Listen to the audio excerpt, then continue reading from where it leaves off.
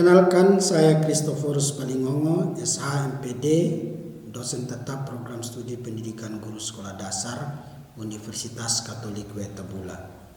Mata kuliah yang saya ampu sesuai dengan bidang keahlian saya, yaitu mata kuliah kewarganegaraan dengan bobot 2 SKS. Mata kuliah ini merupakan mata kuliah wajib yang dirancang dengan paradigma baru pendidikan kewarganegaraan untuk membekali mahasiswa dengan kemampuan berpikir kritis serta tanggung jawab ekologis. Fokus utama pembelajaran adalah menempatkan Pancasila sebagai nilai inti atau core value yang menjadi pedoman bagi lulusan perguruan tinggi dalam berkarya dan bermasyarakat. Aspek pembelajaran dalam mata kuliah ini dibagi menjadi beberapa pilar utama. Pertama, fondasi hukum dan kebangsaan. Mahasiswa akan mengevaluasi teori terbentuknya negara, konsep negara hukum Pancasila, serta dinamika konstitusi dan demokrasi di Indonesia menuju masyarakat madani. 2. Identitas dan pluralisme. Penguatan identitas nasional dilakukan dengan mengintegrasikan nilai-nilai pluralisme dan kekayaan kearifan lokal, local wisdom, Sumba sebagai wujud kebanggaan terhadap jati diri bangsa.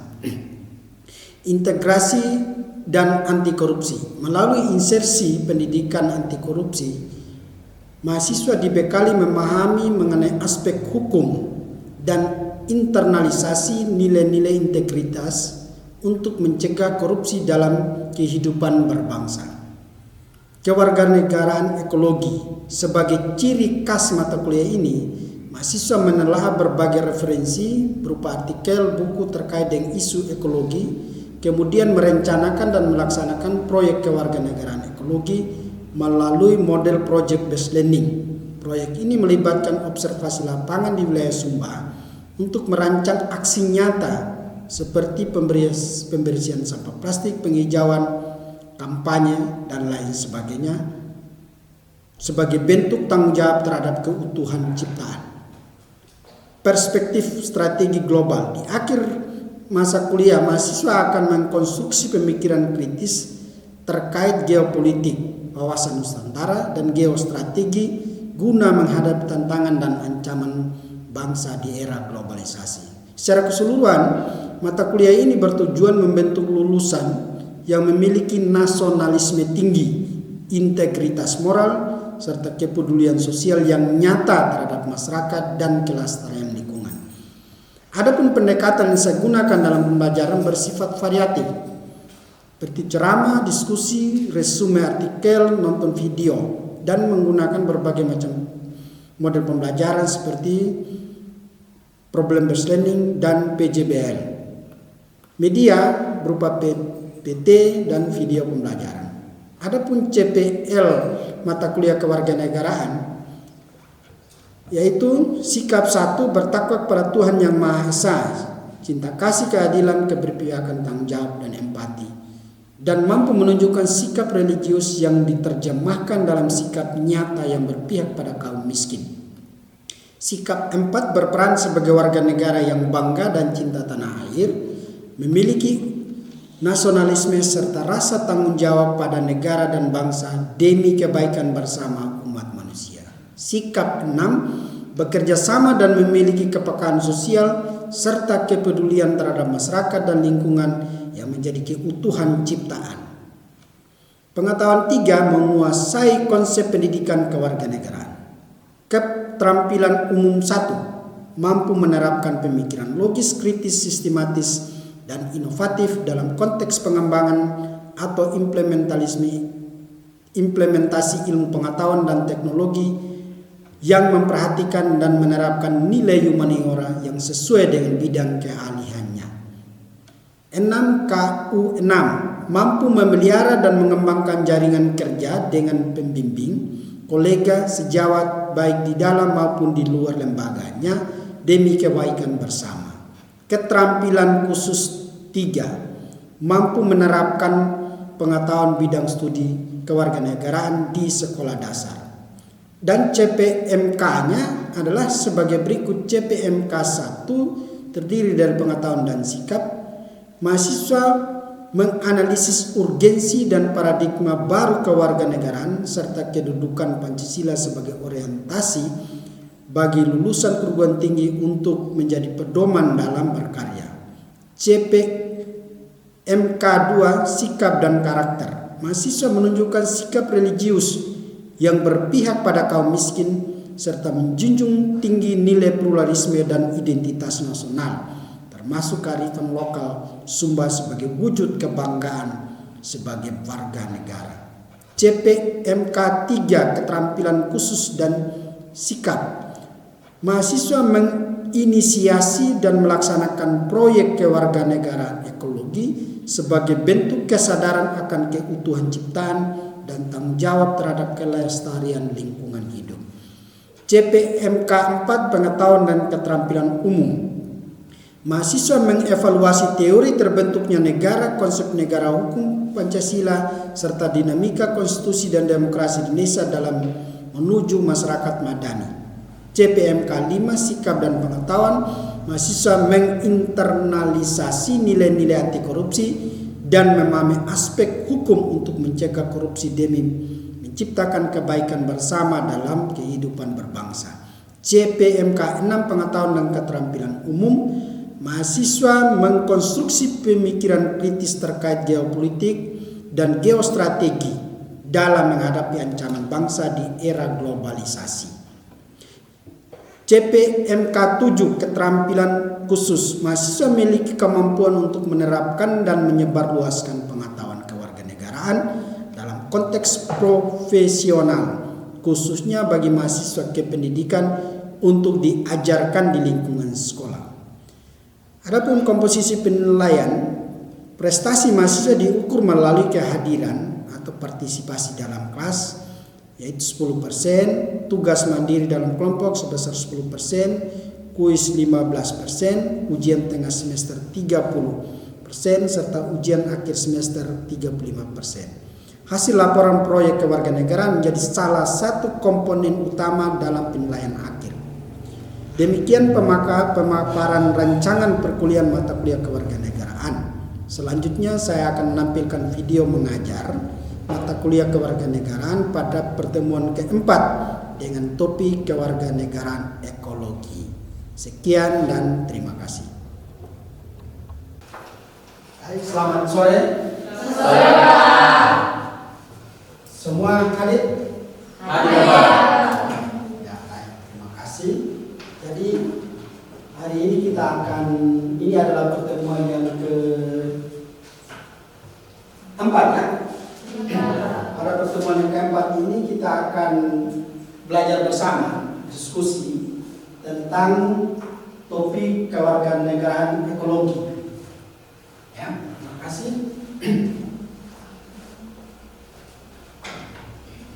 Jadi hari ini kita diskusi tentang belajar bersama tentang kewarganegaraan ekologi. Pernah dengar ya istilah ini? Pernah ya?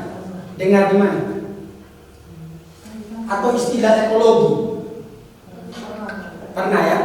Kira-kira apa yang pernah kalian ketahui tentang istilah ekologi ini? Apa saja?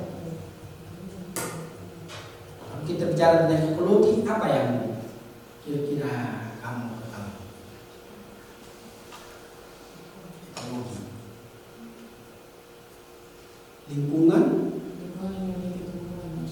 Lingkungan, ya, tumbuh-tumbuhan, makhluk hidup, ya. Kemudian warga, pernah dengar istilah ini? Warga, apa itu warga? Orang atau sekelompok orang. Kita ini adalah warga atau bukan? Warga. Saya adalah warga dan adik-adik semua adalah warga. Warga.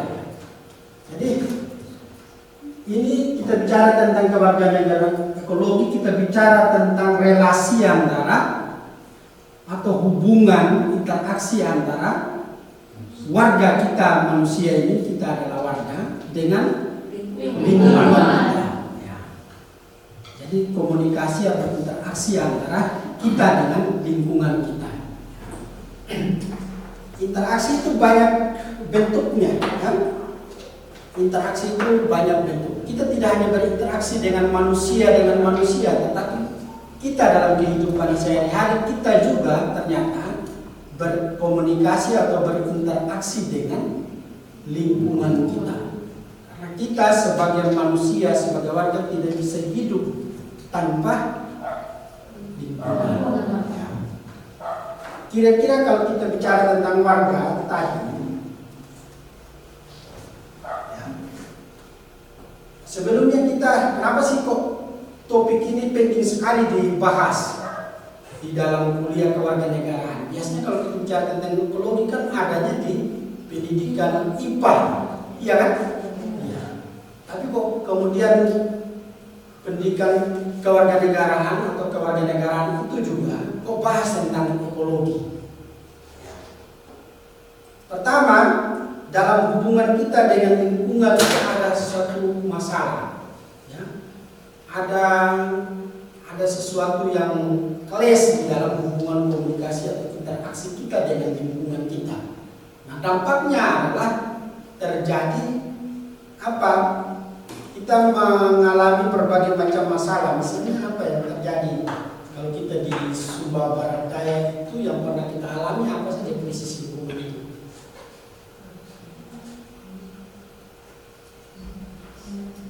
Kerusakan ekosistem pesisir. Kerusakan ekosistem, ya?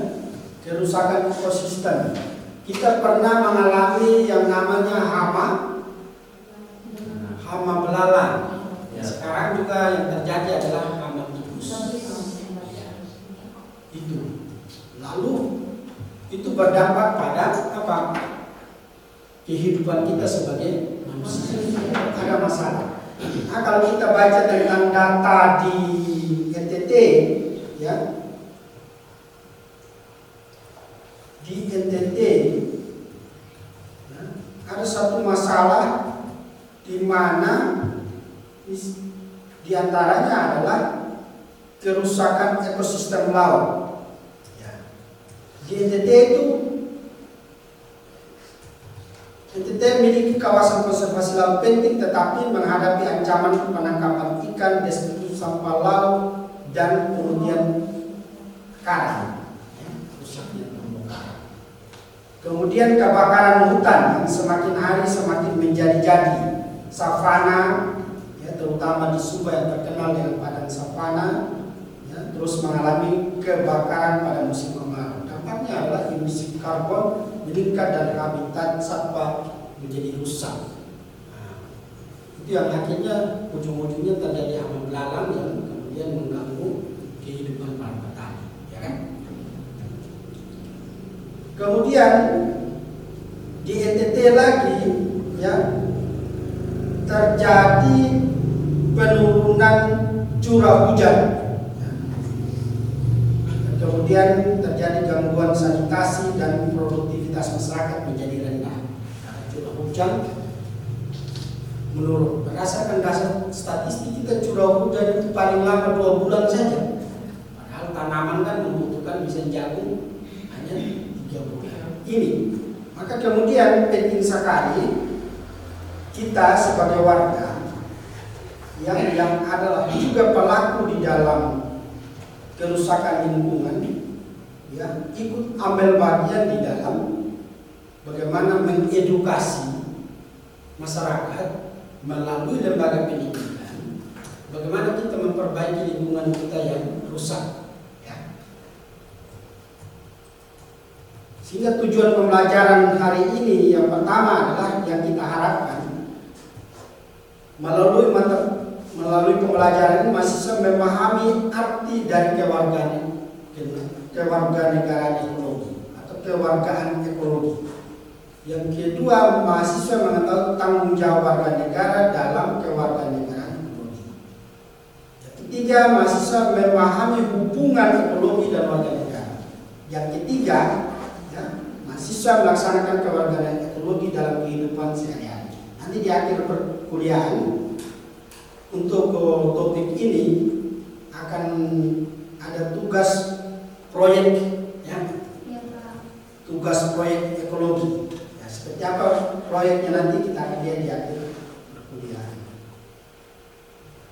Nah tadi seperti yang teman-teman sampaikan, warga itu benar adalah merupakan perkumpulan orang-orang, itu disebut warga. Ini contoh gambar ini kita sebut sebagai warga, ya. Warga yang sedang berkumpul, berdiskusi, berbicara tentang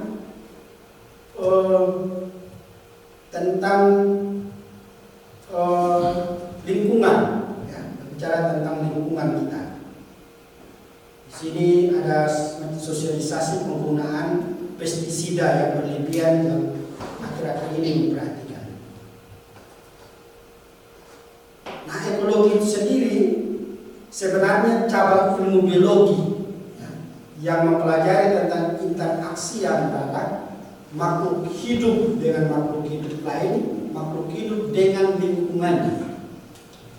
Ini hubungan interaksi antara kita sebagai manusia dengan sesama manusia, manusia dengan fauna, ya. Kemudian manusia dengan lingkungannya, ya. Fauna dengan lingkungannya, dengan flora. Itu ilmu biologi sebenarnya. Dan kemudian kita tarik karena kalau kita bicara tentang ekologi yang merusak ini adalah dominasi kerusakannya diperankan atau dilakukan oleh kita manusia. Ya.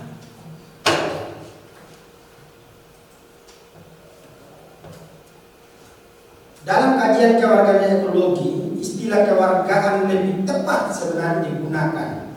Ya. Kenapa? Karena kewarganegaraan ekologi menekankan tentang peran, tanggung jawab dan partisipasi individu di dalam menjaga lingkungan. Bicara tentang peran kita sebagai warga untuk menjaga dan melestarikan lingkungan. Kalau Dobson sendiri dia mengatakan bahwa ekologi citizenship itu merupakan bentuk kewarganegaraan yang didasarkan pada tanggung jawab terhadap dampak ekologi dari tindakan seseorang, ya, tindakan seseorang. Nah, dalam bukunya yang berbeda, ada satu buku dia bicara tentang ekologi juga. Dia menganalisis tentang kenapa sih kok padahal banyak ada undang-undangnya, ada program pemerintah yang yang dilakukan untuk menjaga lingkungan kita, tapi kok lingkungan kita semakin rusak. Dia coba menganalisis, ternyata dia menemukan bahwa lingkungan itu dilihat sebagai objek ekonomi yang bisa dieksploitasi. Jadi kalau kita melihat hutan, kita melihat apa keuntungan ekonomi di situ. Lalu kemudian dibabat untuk dijual kayunya, ya. Seperti yang terjadi di Papua misalnya, hutan dibabat kemudian menanam kelapa sawit, ya. Selalu dilihat itu dari sisi ekonomis.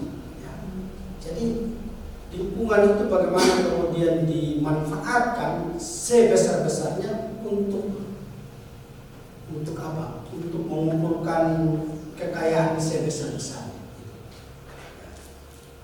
Itulah sebabnya kemudian ya sulit sekali kita memperbaiki lingkungan kita, karena lingkungan kita lihat sebagai objek ekonomi. Kita tidak lihat sebagai relasi tadi. Lingkungan kita dilihat sebagai relasi, sebagai sahabat yang setiap hari kita berkomunikasi atau berinteraksi dengan mereka. Kita tidak lihat itu. Kalau kita melihat monyet di hutan, kita lihat sebagai bagaimana yang kita tangkap lalu kita jual. Kalau kita lihat terumbu karang di laut, bagaimana itu kita rusak lalu kita ambil keuntungan dari sana. Kalau kita lihat pasir yang menumpuk di pinggir pantai, bagaimana itu kita keruk dia kemudian kita jual. Ya, kita selalu kita lihat dia sebagai objek ekonomi yang bisa kita jual, lalu untuk keuntungan kita atau untuk memperkaya diri kita sendiri. Dari lokal yang ada di wilayah, namun untuk sekarang kalau kita menggunakan itu, apalagi dengan ada perkembangan zaman sekarang itu, otomatis ada gengsi dong. Gengsi dari anak-anak muda, bahkan beberapa orang itu pasti gengsi menggunakan kearifan lokal tadi itu. Pertanyaan saya itu kira-kira cara apa yang harus kita lakukan agar memberikan kesadaran kepada masyarakat terlebih khususnya anak-anak muda. Hari mau jawab? Jadi Mercy Minang itu kalau anak-anak muda pergi ke pasar itu gengsi menggunakan kelik apa tadi? Oke tadi. Kira-kira bagaimana membangun kesadaran bagi terutama generasi muda, generasi masa depan, supaya sebenarnya hal-hal yang seperti itu baik, ya. Justru memperlihatkan bahwa anak muda tersebut adalah sudah cerdas, sudah sadar, ya, sudah sadar bahwa sebenarnya lingkungan itu harus diperbaiki, dan siapa yang memperbaiki ya kita. Nah kalau lingkungannya rusak, saya juga yang merasakan dampaknya. Bagaimana kira-kira? Apa yang harus dilakukan untuk membangun kesadaran? Membangun kesadaran bagi anak-anak muda tadi. Kalau saya berpikir bahwa kita itu harus merevisi kurikulum pendidikan dasar dan menengah kita. Harus ada mata pelajaran. Kalau selama ini kan pembelajaran kita saja ngomong tentang lingkungan. Harus ada satu mata pelajaran yang bicara tentang ekologi. Satu mata pelajaran. Kita revisi kurikulum. Ya. Sehingga pendidikan tentang lingkungan itu mulai dari anak usia dini. Anak usia dini. Ada lagi? Kalau tidak ada lagi, ada tugas, ya? Ada tugas.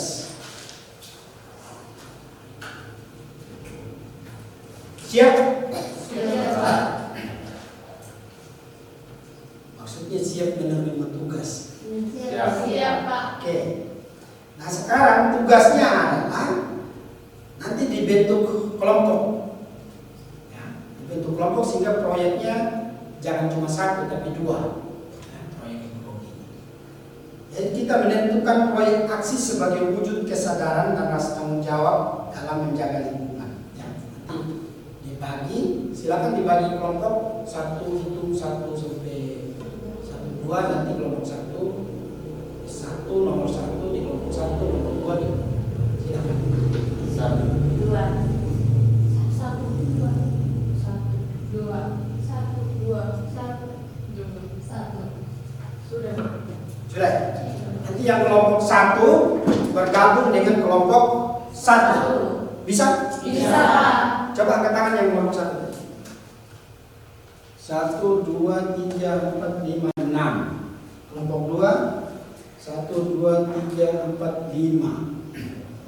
Ya, 5. Bisa digabung kelompok 1 di sini, kelompok 2 di sini.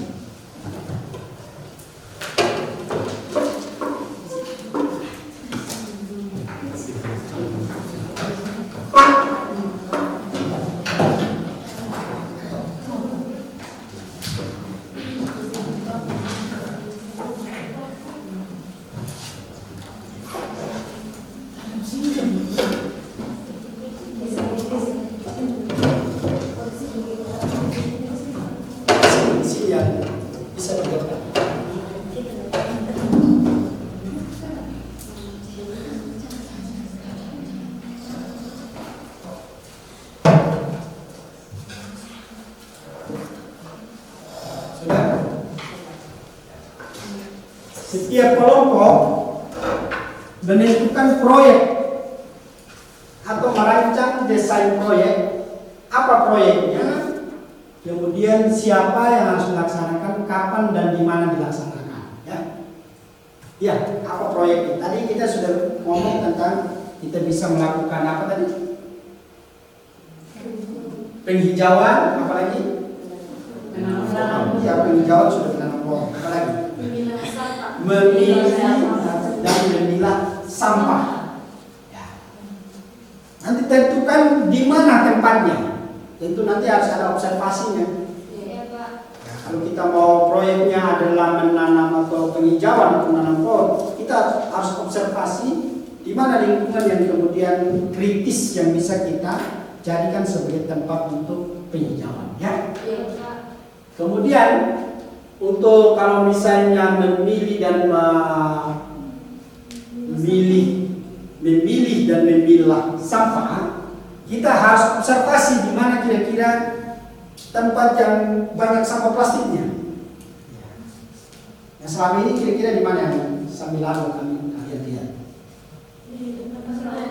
Di pasar Bogor. Di pasar Bogor, di pasar. Ya? Atau di mana lagi?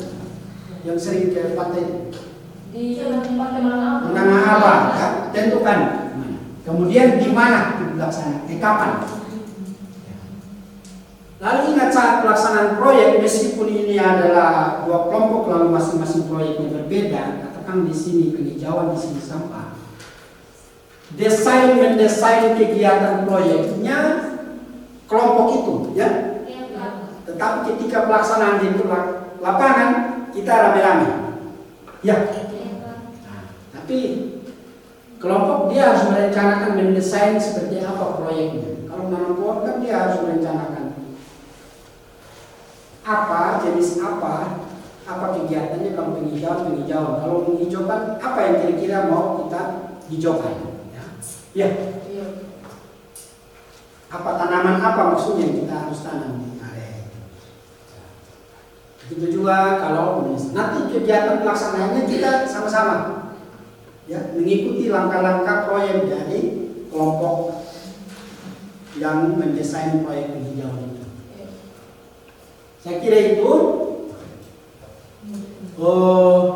Ada pertanyaan untuk ini? Minggu depan kita presentasi desain proyek ini. Desain proyek. Saya kasih contoh.